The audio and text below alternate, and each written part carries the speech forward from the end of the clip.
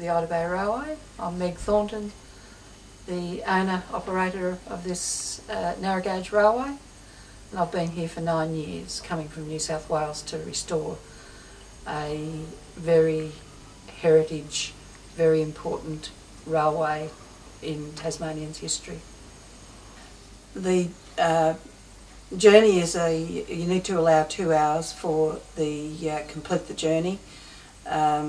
It goes down through the wonderful just Australian ordinary bush, and then you come to a beautiful historic cemetery where you get some commentary, and it's on the banks of Ida Bay, where there used to be an old township there but no longer exists. The train meanders through the beautiful bush along the water's edge, so you have this wonderful wilderness experience where no one can come there except by the train or just walking. And you continue down to a lovely beach, and there's a loop there with picnic shelter, toilets and barbecue, where we often have cater for lunches or a evening tour and have barbecues there. And then it's a lovely journey just back on the same train. There is, for people who like to do walks, there is a wonderful walk across to the Southport Lagoon, where there's a lookout as well. You can see right out of the Southern Ocean, and come back on a later train. And that's a very popular trip for people. We only have 2 Malcolm Moore engines out of the 5 that was originally here, but we have another one that we do want to try and restore when we can get funding to do that restoration. So we'll have 3 locomotives then.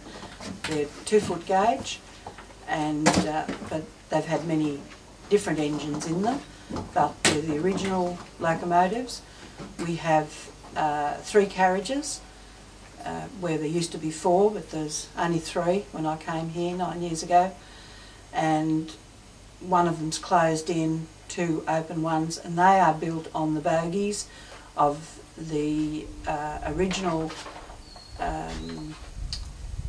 mining bogies of from the west coast. So there's some stamped on the axle boxes is 1886 to 1894, and there's some of the earliest bogie flat wagons that were in Tasmania.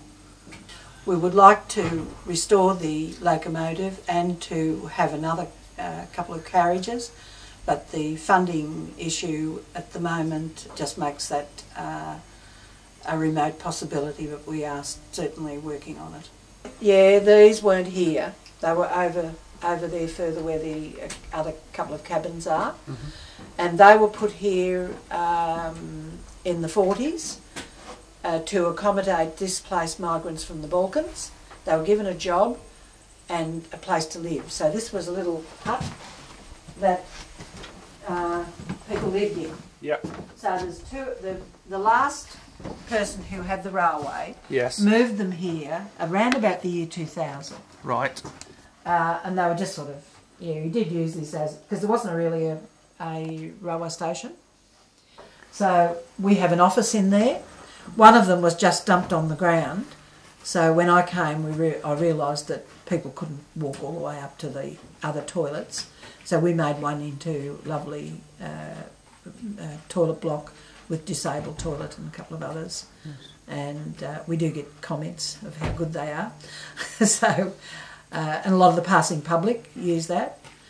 And but that's what these cabins were used for. Yeah, the workshop is a huge, well-structured building. Was moved there, I think, from the quarries, or built there, I think in the 40s, when this was made the hub of the railway, carting the limestone down to the deep hole. So we do all our restoring there, or all our work there. We don't have anywhere else. It's not big enough. We need another shed, like a men's shed. But there is a lean-to part on it which is totally, it needs pulling down and rebuilding. So that's one of our funding issues too that we need funding for to make that. And at the end of the workshop, I've made a cafe, and it used to be a bit of a kiosk many years ago, but then it was all pulled apart and it was just no floor, no walls, and we've made that into a nice cafe.